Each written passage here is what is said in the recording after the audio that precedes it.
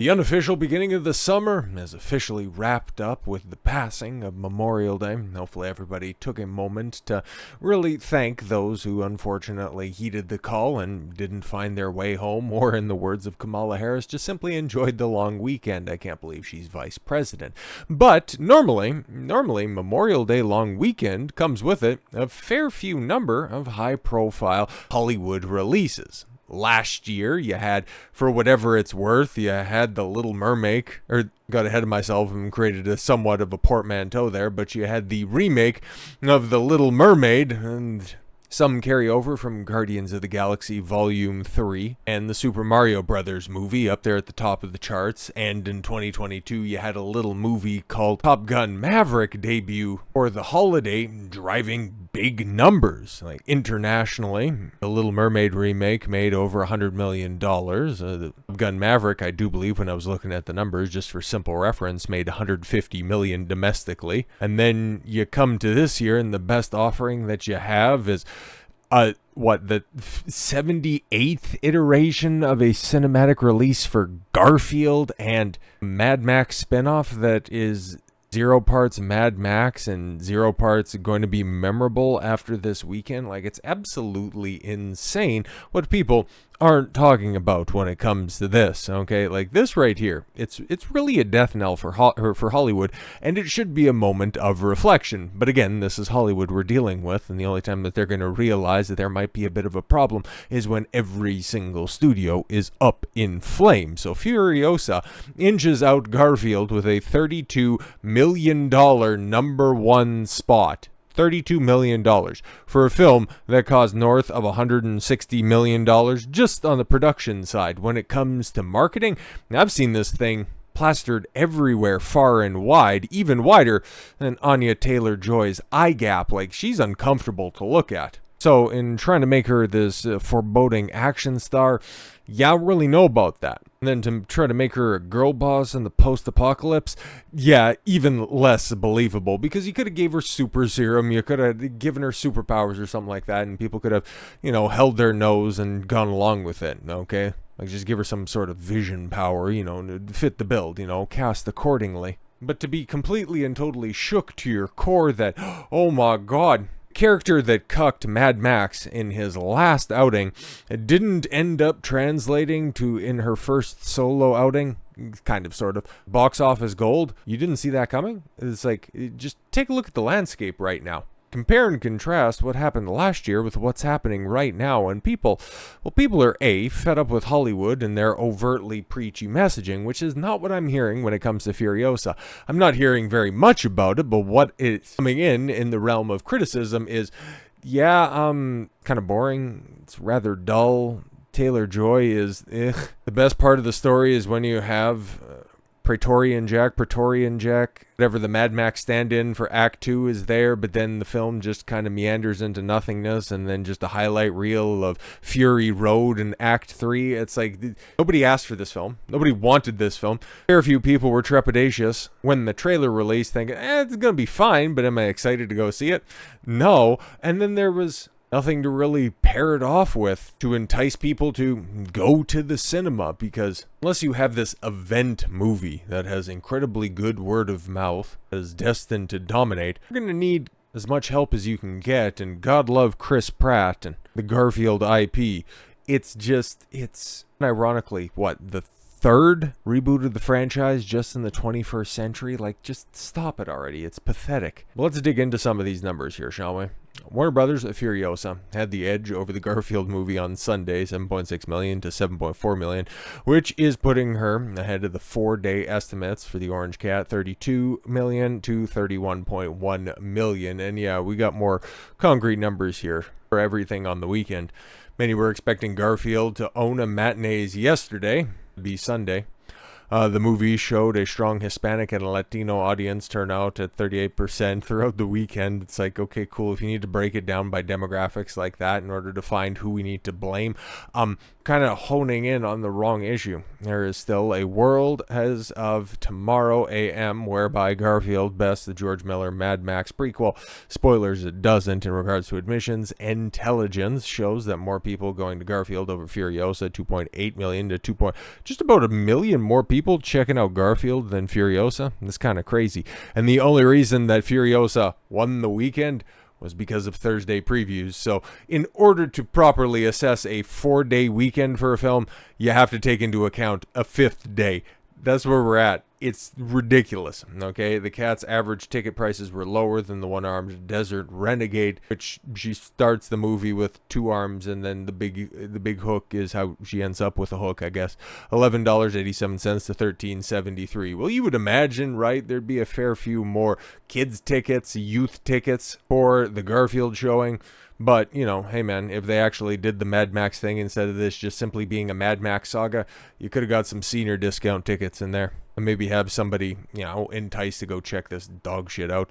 Everyone who thinks this past Memorial Day weekend has some sort of doomsday at the box office has to get a grip at what it all boils down to the product. Female-led action movies outside of franchises, franchise pictures, Captain Marvel and Wonder Woman. It's interesting, right? Okay, you want to go ahead and point to that. But I'll hear you out here because this is gonna hitch on bigger conversation, okay? Have always been challenged as a subgenre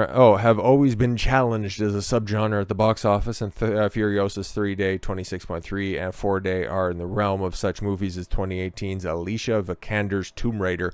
I bet you didn't even know that there was a Tomb Raider film that dropped in 2018. To be completely honest, outside of Critical Drinker dropping a review that I haven't watched, I didn't even know that this thing existed, right? And even 2019's Alita, which I actually heard decent things about. Like, it's pretty faithful to the source material. It's pretty good as well, and the cast is all right. I think James Cameron even has executive producer sign-off credits on it. I think hope for a better summer, resides in the first day of pre-sales for, a Deadpool and Wolverine, which we just talked about, in the realm of $8 to $9 million. So yeah, Hollywood, for all of its kvetching, all of its DEI requirements, is hoping that two straight white guys end up saving Hollywood from itself. But no, just looking at the numbers, right? And still, as of right now, we only simply have the estimates, and Furiosa winning the weekend, 32 million. Garfield, 31.1 million. And then if anybody knew what the hell that was, carry over from last week. Oh, that's another Ryan Reynolds joint, isn't it? And then Who Cares of the Planet of the Apes, rounding out the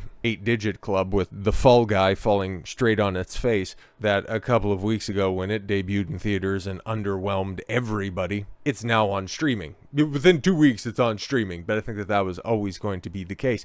But the conversation around The Fall Guy at the time when it underperformed at theaters, it's like, well, everybody likes it. I don't know what the problem is. It's a new IP. I thought everybody was just experiencing franchise and superhero fatigue. Why aren't people going to see a film? Yeah, it's kind of requiring something.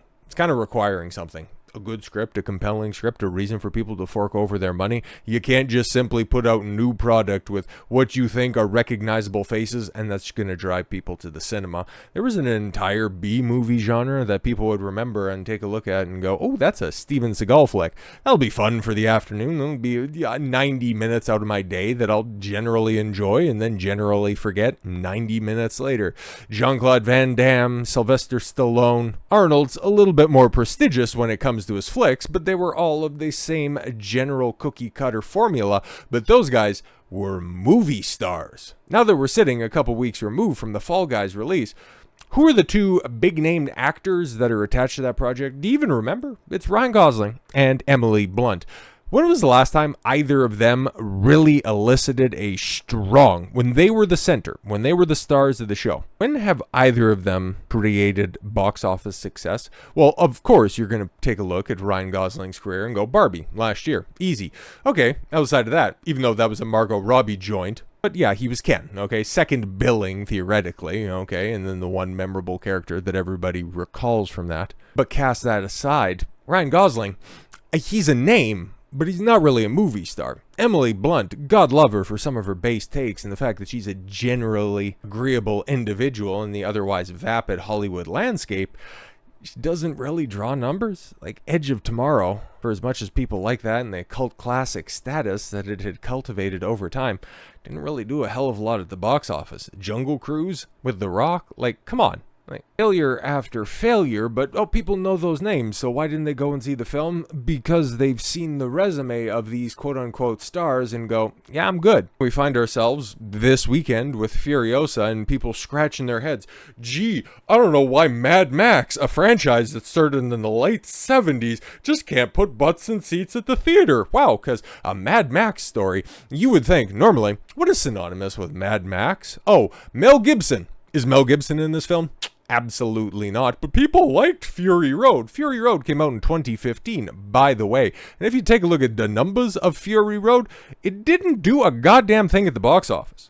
Okay. It made, yes, $369 million worldwide with an additional, $56 million in home media sales. So yeah, it made 400 and change million dollars in 2015 dollars. Back at the time when, the MCU was really starting to crank out billion-dollar hit after billion-dollar hit of varying and dubious quality. The film, still back in the cut, cost $150 million. So that means, by just regular math that's out there, factoring in marketing, it barely broke even. It barely turned a profit. Its take home for the studio might have been on the back end in regards to DVD and Blu-ray sales. So yeah, a film that came out, I was going to say 7 years ago, but we're not in 2022 anymore. A film that came out 9 years ago. That's crazy to think about. 2015 is 9 years ago, but here we are. A prequel to the least like sequel of Mad Max. At least in a, box office standpoint, okay? Like, I know people just meme on Beyond Thunderdome until the end of time, but, hey, it is what it is. At least that's iconic. What does anybody reference from Mad Max outside of the meme of it's bait, that's bait? Oh, that it was basic. Oh, I liked it. It was a good movie, but it was basically a bait and switch where your main character was Furiosa and Mad Max had to take a backseat to the strong, empowered girl boss. And here we are 9 years later, and people are finally sick and tired of these unbelievable girl bosses. And I understand. I've heard the complaints. I've heard people say that, oh, Furiosa, it's not actually a girl boss. She actually does get beat up, but the perception is out there. That's what it is, man. Female-led action movies, unless you're telling one hell of a story, just aren't selling anymore. Well, they didn't really sell to begin with. The only ones that did exceptionally well, Wonder Woman, because of the DCEU, people thought they had something cooking over there. Spoilers, they ultimately didn't. And then, of course, Captain Marvel, which was promoted by the MCU as the most important film that you needed to see, that was wedged expertly in between the two biggest films in the biggest franchise's history. So of course that was going to do numbers. Take a look at the follow-up for both of those. Wonder Woman 1984, it cost Patty Jenkins her job. The Marvels, a $900 million drop-off in the box office. Yeah, when you don't have these artificial inflations that are out there, when you don't have Hollywood at the beginning of milking all of their legacy IPs completely and totally dry, you can get away with certain things. But here we are at a time when people, yes, generally have a negative perception of prequels, requels, reboots, and remakes because that's all they have seen. They're tired of seeing a 5'4" girl boss beat the brakes off of a 6'1", 6'2" Chris Hemsworth, jacked to the gills. People liked action movies. Guess what? Men and women liked action movies because they were action movies. They weren't sold as action movies only to just simply be people talking out their issues, having the misunderstood villain because nobody can actually be evil in today's day and age because everybody just simply comes from different backgrounds. Stop forcing your morality. I'm not even saying this is what Furiosa is about. I'm just telling you this is the tone and temper of the normies that are out there. They're sick and tired of what Hollywood is selling. And this is yet again another stark example. This film that is, $64 million worldwide off of a budget of, let's take a look, that only has done just under half domestically, we're going to end up getting a lion's share of the returns from the box office. I've heard that this is in the realm of $150, $160 million.